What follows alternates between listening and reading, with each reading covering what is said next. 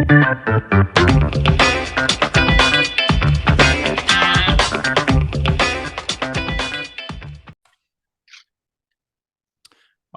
right. Welcome back to another episode of the Real Estate Investing Club. It is a sunny Friday here in Seattle, Washington. You guys, if you haven't been to Seattle in the summer, it is the best and only time that you should come. Beautiful up here. David Pupo is our guest today. He is an expert in creative financing, and so we're going to dive into that because it's one of my favorite topics to talk about. David, thank you very much for hopping on the show. Gabe, my man, thank you so much for being able to invite me on here. I'm really excited to be able to share it with you and the audience today. Yeah, absolutely. And I forgot to mention David's from tripleoffer.com. So if you guys remember that URL, we will remind you at the end of the episode. So if you like what David says, which I'm sure you will, check that website out. So David, I told you before we got on here, we like to start with stories. So why don't you take us back to the beginning of your story? How'd you get started in real estate? Yeah, absolutely. Originally, I grew up in a family that actually had a lot of people that were in different parts of real estate growing up. My goal growing up was always actually to be a baseball player.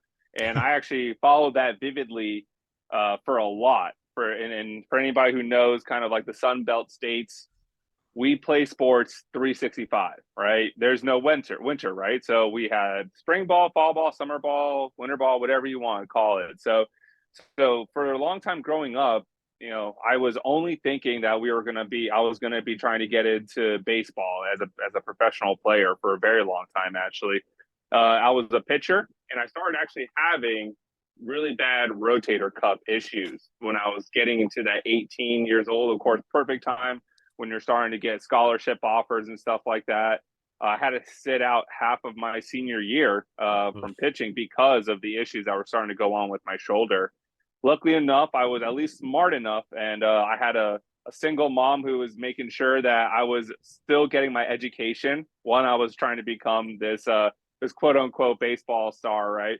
And she was always saying, thankfully my mom is still around and she's doing fantastic, but she was a single mom for me growing up, and she was my number one fan, number one supporter, and she always told me, listen, at one point this might not come into fruition. Like, you need to think about other things, right?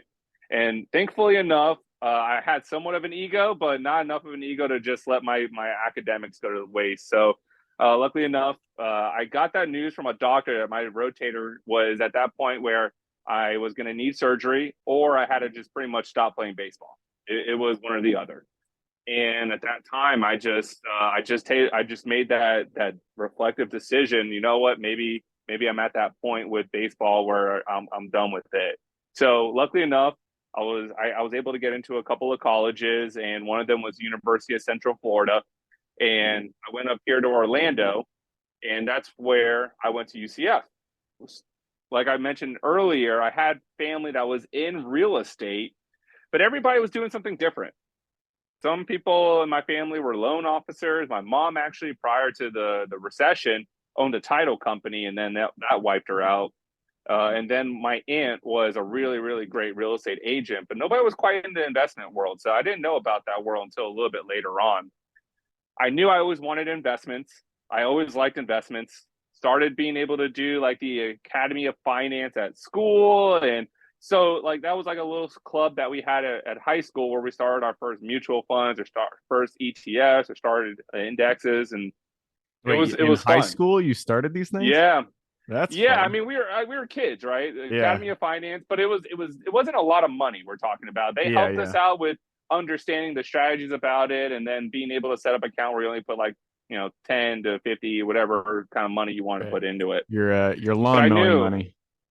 I mean, yeah, man, that was it's funny. I'll get into that story a little bit later for the lawn mowing money. That's funny as heck. But so getting out of college, like I said, I was trying to get worlds of investments, had 4 internships, and nothing quite fit what I wanted. So I took a sales gig right out of college, and I can't tell you how much I hated that job. And it's not because of what the sales were about. It was really actually cool. We used to actually work with like mechanical and electrical engineers for a lot of defensive contractors here in Orlando. But I just felt like a cog in the wheel. Yeah. I was putting in the craziest hours, not getting the crazy amount of return on it. And I met my, I guess, college sweetheart. Um, I met my college sweetheart. We graduated together, stayed here in Orlando, and we were at a point of breaking up. Like when I would get home, I was just a vegetable. Yeah. I was annoyed. I was just shutting down. We didn't have conversations a whole bunch, and I'd just go to sleep, repeat it, and I just felt like I was in this cycle, and I hated it. I absolutely hated it. So I stumbled finally upon Bigger Pockets, and that's where everything changed. I got to have conversations about understanding investments, and then the world that a lot of my family was about, of course, real estate. And so I started going to a couple of the local real estate investment clubs. And man, that's when I was like, oh my God, there's like people that do this full time. I didn't know. I mean, you just listen to Bigger Pockets sometimes, and you're like, oh yeah, that guy just stumbled into it. Good for him, whatnot, right? So I Everybody, start yeah, going to everybody says the they stumble into it. yeah, exactly. So the RIAs start making a really big emphasis on what I'm doing after work. At that time, I'm still working that job. And I just remember I was just so sick and tired of being sick and tired. I looked at my girlfriend, now wife, and I go, hey, I think I'm gonna jump in and do this. I've given this a lot of time, a lot of thought, and what's the worst that happens? I save up 3 months of expenses, and if it doesn't work, then whatever. I go right back into another sales gig. But something had to change. Otherwise, I'm going to stay in this job. I'm going to hate it, and we're probably going to break up. And she could see that, like that was kind of where we were at, right? So she was very very supportive of me jumping into it. That was in 16. I started with like a wholesaling brokerage here in Orlando, and I mean, I've never updated my resume since then. Nice, man. I love your story and I connect with it a lot, especially the corporate grind. I did the same thing. I was in corporate. I was in it for 7 years before I actually made the switch. So totally get what you're saying. If you got that bug, if you need to create something on your own, you need to make that leap. It's scary, but you got to do it. And I like at the beginning of your story how you talked about your mom. Having the wisdom, which is always so true. My mom, she saw who I was and she was just like, you got to go do it. And so love to hear that. Um, it's interesting that you said wholesaling brokerage. I've never Mm-hmm. heard those two before. Usually, wholesaling, it's just, an investor out there doing marketing, getting properties under contract, and then assigning those contracts. Why you started with a brokerage and did they only do wholesaling, or why did you put those two words together? Yeah.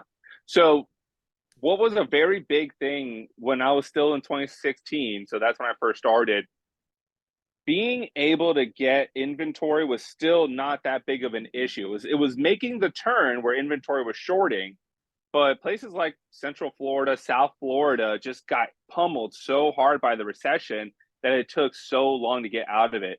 So Mm, the MLS was still riddled with REOs, short sales. So you could have a thriving wholesaling business that just worked off of MLS, short sale, and REOs. And that's what this company primarily did. gotcha. That makes sense.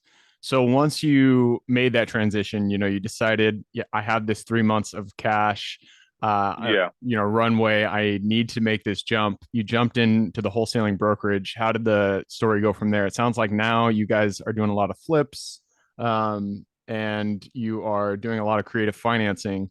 Once you jumped into the wholesaling brokerage, what was the next step for you? Right. So I was with the wholesaling brokerage for roughly a year and a half. Okay. That was actually a really good, that was a great learning experience actually.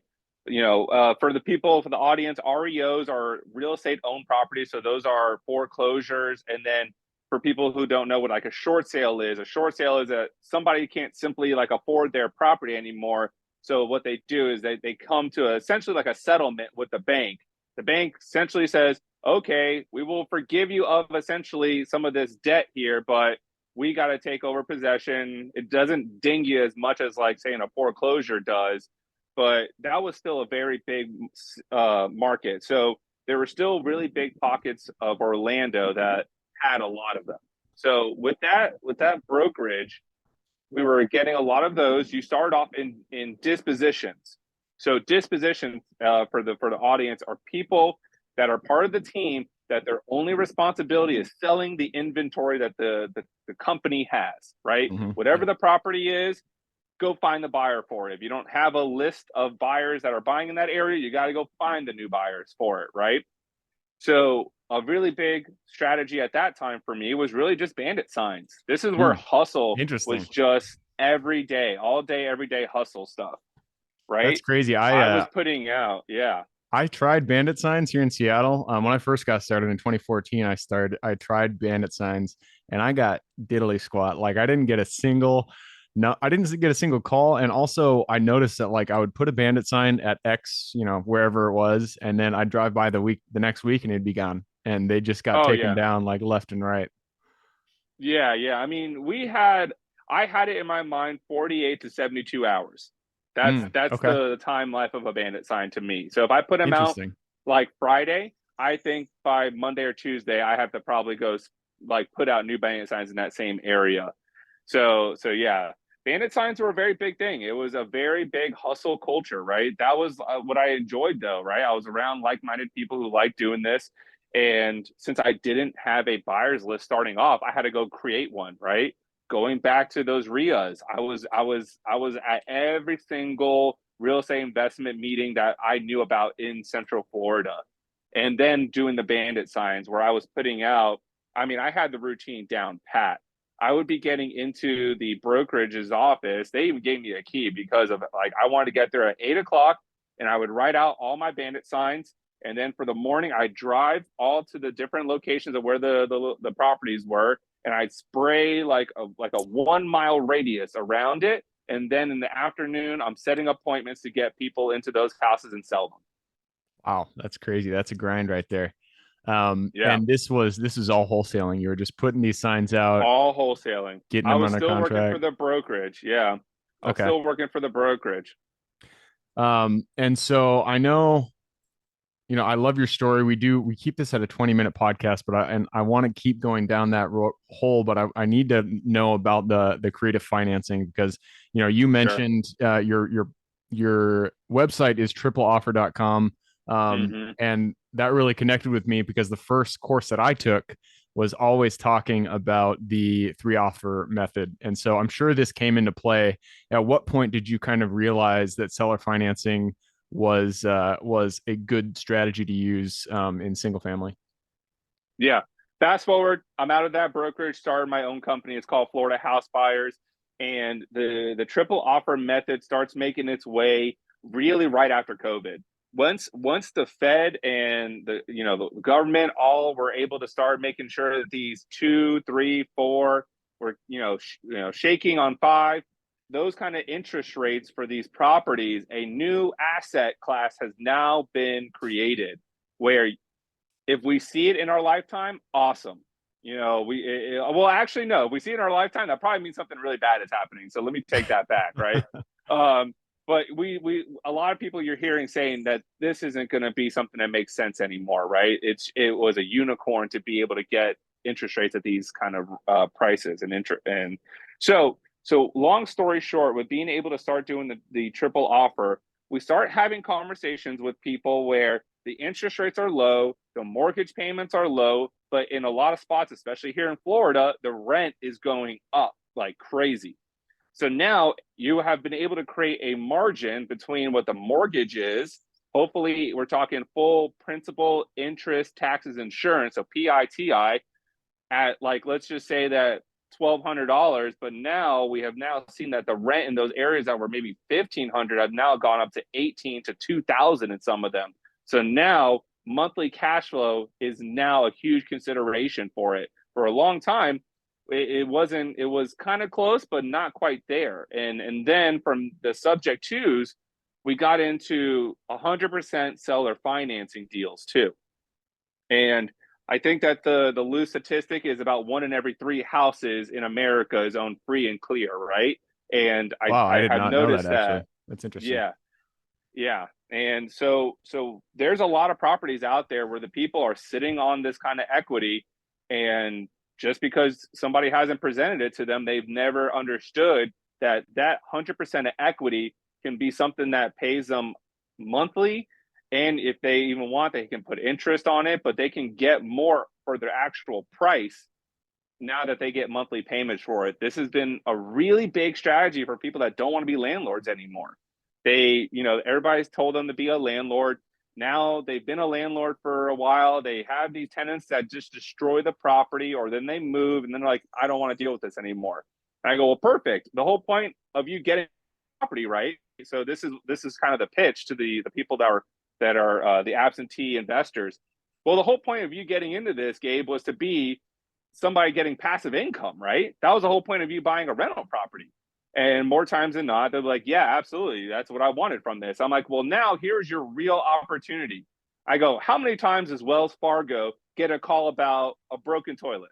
How many times does Wells Fargo get a call about the eviction? How many times as well? And I just go down the list, and after that point, they understand that the bank doesn't get calls Yeah. about the day-to-day nuances of a house, That's right? So that's then, actually I've never heard of mm-hmm, that framing with seller financing when you're selling seller financing to a seller. I've never heard of framing it as the bank, which yeah, they are. I mean, they are the bank, but framing it as, think of Wells Fargo. They have the biggest buildings. The banks always have the biggest buildings in the commercial mm-hmm, areas. They always have the nicest properties. And so framing it like, hey, you want to be this. Everybody wants to be the bank. So this is how you can do it. You are now the bank when you create a seller finance note. yeah, yeah. When you lead them down that road, it comes to a revelation. They're like, oh wow, you're right.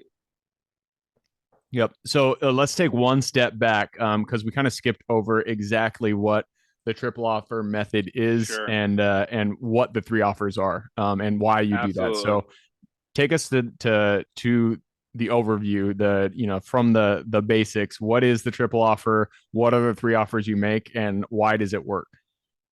Absolutely. The triple offer is just simply a sales tactic that is a tiered structure. Okay. Tiered structure meaning our first offer is typically going to be our lowest offer, right? That's usually going to be like our wholesale cash as is. If Gabe, you the owner of the property, don't want to deal with anything, you want a lump sum, you want it in 30 days, and you just want to be done with it, and your property is in really bad shape, this is going to be a really good one. But what it's used for the other people coming up later, it's really great for an anchoring approach, Yep. right? I have now gotten their expectations down here. So when I bring it back up, now this is going to seem like a better value, right? Yep. And real Right quick, now, mm-hmm, when you calculate that first offer, so the first offer, it's all cash, it's going to be your lowest. How are you calculating that? Are you doing 70% minus repairs? How are you coming to that offer?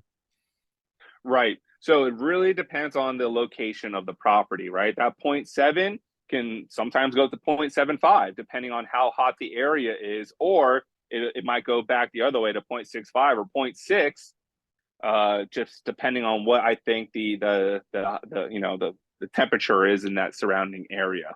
Yep. Yep. That makes sense. All right. So Mm-hmm. the first one's cash. Second two, what are they? The second one has now been a pretty established one with the Novation offer.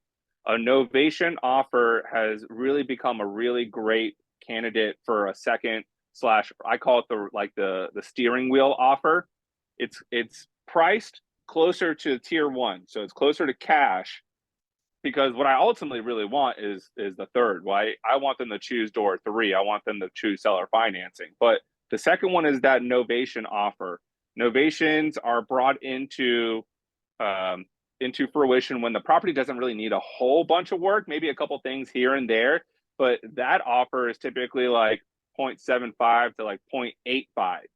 0.85 is when we're really being able to understand here, like the property really doesn't need much, but the people just don't want to deal with an agent. Yep, that makes sense. And I've heard novation so many times. Even one of my partners, so I'm on the commercial side. I don't deal a lot with single family, but one of my partners loves novation, and I've asked him before, don't get it. What is novations?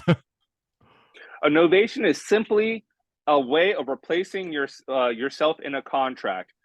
what has been one of the biggest limiting factors of wholesaling is that like you can't assign to somebody that is trying to buy a house with a mortgage, right?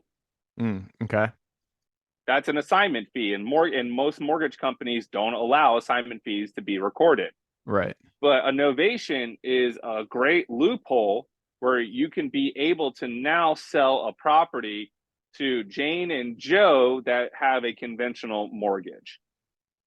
Okay. So dig a little bit deeper. How does it work? So generally you just do an assignment. So if I got, property A from Joe Smith under contract for 100,000 and I wanted to assign it for 110,000, usually I get it under contract and I have an assignment agreement, write that up, sign that with another buyer. And then we close that way. How is it different from the novations? Do you have a separate type of contract in place? 100%. So I will walk it. I'll walk you through it really quickly with like a quick story. So Gabe, you're my seller, right? Gabe, I'm bringing in the second offer. Not many properties really qualify for this second offer, but I think yours does. It seems like it's in decent shape. However, there are a couple things with it that might limit it to being a full retail priced offer. However, I think I have a network of buyers for you for this property. So if you're comfortable with being able to net a certain amount, like let's say like, I don't know, $200,000 for your property or something like that. I can be able to get you the right buyer for this property. And now there's different paperwork that is used. It's not simply a cash as is like front side contract that you use like with a wholesale fee. There's something called a power of attorney, a limited power of attorney, or attorney in fact. Those are documents that allow you to be able to make decisions on the seller's behalf. Hmm. Yes, Interesting. it is real and it is legal. I've had it underwritten by several title companies. Okay. Interesting. And so then, So from there, Gabe, I'm letting you know that Jane and John might want to buy your house. And now I can connect you to, and simply I get paid off of whatever the margin is. I am taking all the expenses out of what my cut is. So I'm making sure, Gabe, you walk away with $200,000. Is that fair? You hmm, said that you wanted 190 and I could get you 200 walking away money. Is that fine? interesting. Yeah. I mean, obviously they would say, yeah, that sounds great. I don't really care how you do it. Yeah. Just get me the money. Yeah, the only stipulation is now you're in the world of conventional. So like you're not doing this in 30 days. Like Yeah. time has to not be as big of a factor for that person. We're talking 60 to 90 days more times than not. So that's the second offer, right? So then we're going into then, where my promised land is, right? That is my seller financing stuff, right? So Gabe, we've gone through now the cash offer, we've gone through our concierge offer where we're a little bit higher. What if I'm able to actually get you the full asking price that you want? Are you willing to meet me if I can get you a payment upfront and payments over time? Yeah. Yep. Right. So that's the introduction to the creative financing. Yeah. And that's the one. I mean, I do that in commercial too. I love that offer. It is beneficial both from the buyer and the seller. Like you said, if you're the seller, you get money over time, and everybody wants to be the bank. So if you Mm-hmm. can even do it interest only. I love interest only offers where you say, hey, we'll give you 6% interest, interest only payments, and over X amount of years, and that really allows you to cash flow over those years. So I love that third one too. Mm-hmm. And cool. I appreciate the overview of the three offer letter is what I used to call it. That's what I learned back in Yeah. 2014. Um, and if anybody out there is just getting started, I would highly recommend doing the three offer letter. It is it also uses psychology, as I've heard, A because hundred percent. people, if they get one option, then they tend to say no, yes or no. It's a binary. But if they get multiple options, three options, then it's really deciding which of the two that you want. It's not a yes or a no. It's Mm-hmm. do I want one, two, three, A, B, C. Um, Yeah, in our coaching program, we also shorten that analysis paralysis for our newer clients, right? They probably get into a world where they think that they have to be creative finance experts. So we teach them how to really be able to quickly assess properties so they could be able to really, even if they were on the same phone call, make those three offers. If they felt that aggressive, or were within like very short time frame of how to make sure that a property can be pitched in three different ways, because you're 100% right. It's a psychology factor there where if you're taking that time, that person is going to really appreciate that you took that time. And more Yep. times than not, like, I mean, heck, I'm behind door one, two, and three at the end of the day. Yeah, they Whatever all work. decision that they pick, right, I win. And Yeah. so I'm Yeah. completely fine with either any of the three. Yep. Absolutely. All right, man. Well, I appreciate you sharing that. It is time to jump into the quick question round. Are you ready? Let's get it. Let's do it. Starts with books or any form of education. I need two recommendations. Give me one for real estate and then one for general life wisdom. Yeah, for real estate, if nobody, well, I'll go with general life actually first. I think I've suffered from ADHD for a lot of my life. So a book that's had a lot of impact in my life is being able to understand a book like The Compound Effect, right? So that's by a gentleman by the name of Darren Hardy. And the compound effect is making sure you understand how consistent effort and consistent focus or consistent distractions, your compound effect can go in a positive or a negative direction. And I thought, we hear about that kind of philosophy a lot, but the book does a really great job and really just really going into it. In terms of education for real estate, it's really funny, man, because I feel like I take a lot of courses to be able to learn from real estate, but I don't actually read a lot of books on real estate. So I've It taken a doesn't have lot to of be a book. courses. Yeah, just even a course. Any your favorite form of education for real estate? Yeah, yeah. So I would go with Pace Morby has a really great Mm, course called Sub Two. He does a lot for his students. So I've learned a lot of my like a different and deeper strategies through Pace. So the Sub Two community has been a really great one for a lot of people. nice. Yeah, I've heard good things about Pace Morby too. Hmm. All right, moving on. This next question is for your younger self. So let's go back to the David who was still playing baseball, still thought he was going to go pro before that shoulder injury. Go back to him, look him in the eye, give him one piece of advice moving forward. It's funny. I've thought about this one a lot because now I'm starting to like mentor and like coach like I wouldn't call them kids, but they're like 23, 24. So Yeah, it's kind of early funny. I adults. have that. Yeah, I have that kind of reflection often. And the same thing that was 18-year-old David Pupo has been 31, 32-year-old David Pupo too. It's manage your distractions. It is so easy in this world to get distracted, and many times distractions can come as a disguise and they seem like opportunities. Mm. And Oh there's yeah, been I think I'd be much further off in not only my personal life but also my professional life with not understanding distractions can be disguised, and yeah, we always think that they're opportunities, and then you realize a year back like, well, I could have avoided a lot of this, right? yeah. I feel like that is a really good piece of wisdom that only comes with time, because you're 100% right. And it's so easy in real estate too to kind of get the shiny object syndrome where you Yeah, feel like you're going after an opportunity, but really you're diluting and dispersing your focus. Because if you try all the different strategies, if you try to go, buy self-storage facilities, buy mobile home parks, buy flip single families, do wholesales, all this stuff, you really can't hone in on one strategy and really, yeah. become an expert in it. And so I feel like that's a really good piece of advice for your younger self. And I would probably do the same for myself. So love that. Moving us on to the next question. This is about your business. The first three positions we hire form the foundation of our business. So if you could go back in time, what were the first three positions you hired for? And would you do it differently if you did it again today? Yeah, I would do it differently because I don't think I hired an executive assistant. I had a very limiting belief in myself that did I ever need an executive assistant? And once I got one, I was like, way to go, man, your ego got in the way, Yeah. right? Because I would say that you don't realize how much you do on a day in, day out that could be really delegated out to other people.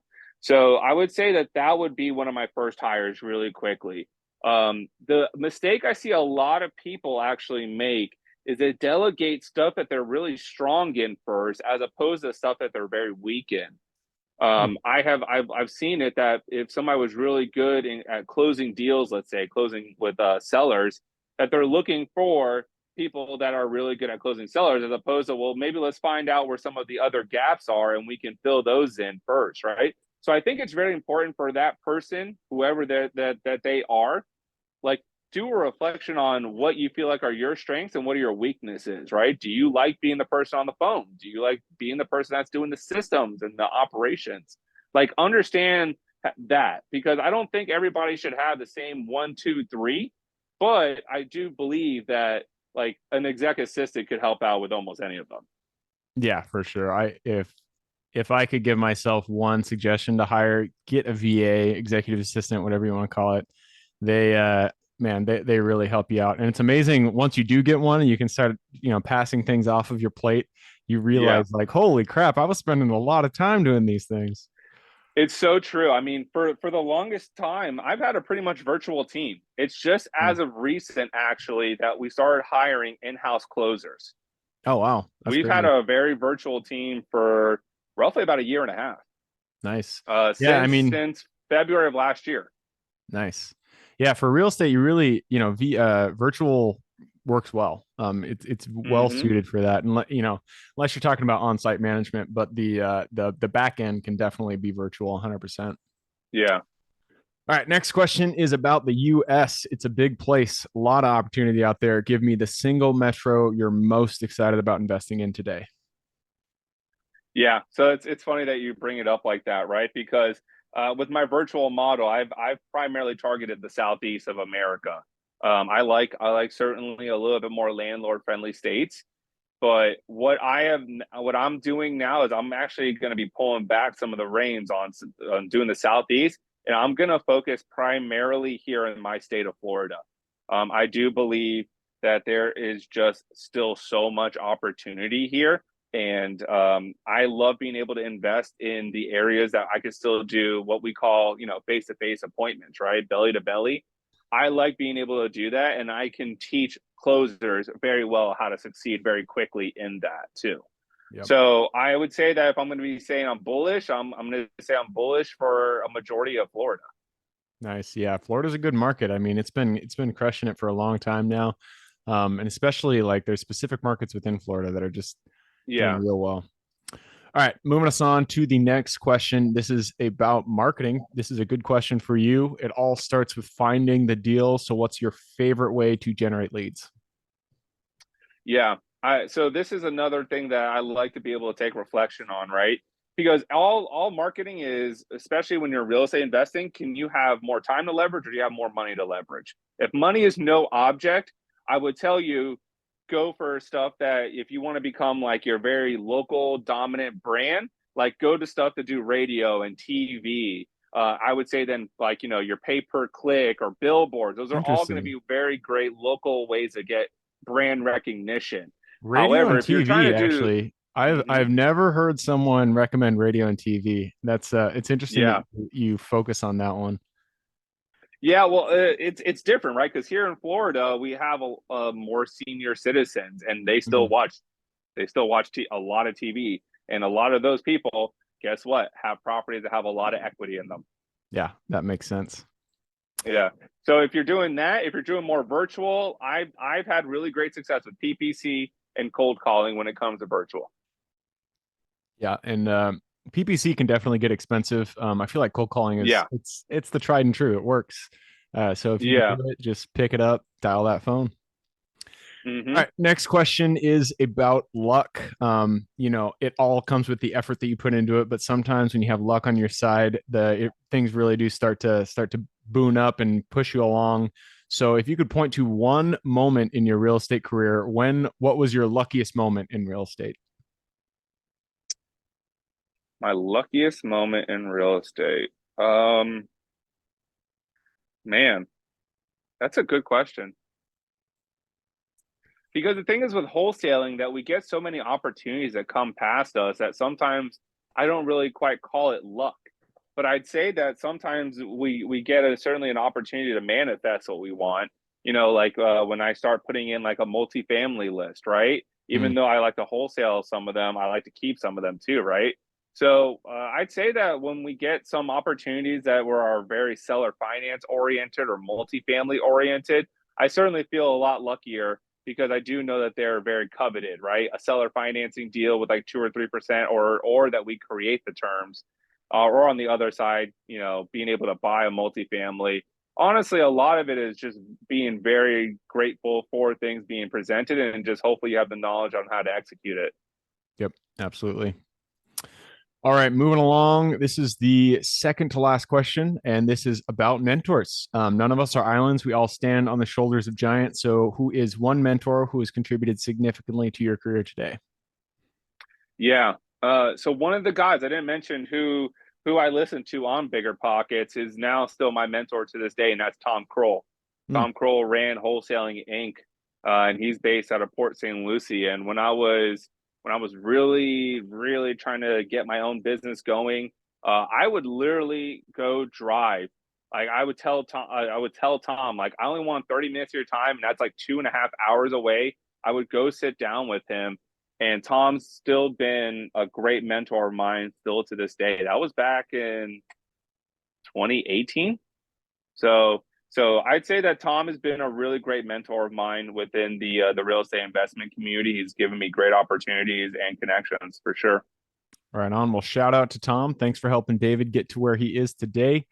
And that leads us to the last question. You've given us a lot to think about. I'm sure people want to reach out.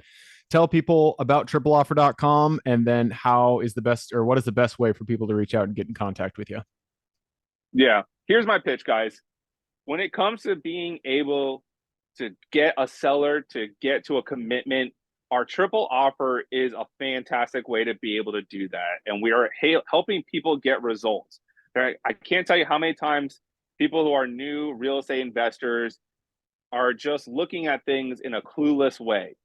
They look at it I'm only making cash offers, or I'm making these creative financing offers that don't make sense. And what we've been able to do is streamline the opportunity. It does not matter where you live in this country. It matters about the conversations that you're having with these sellers and how you can get results through a coach and through the right materials the quickest. And that's what we've been able to start doing with triple offer. It was something I had a limited belief on, but then I started getting consistent success from it. And then we started getting results for students with it. So then I was like, you know what? I need to let the world know that this is something that can help them out.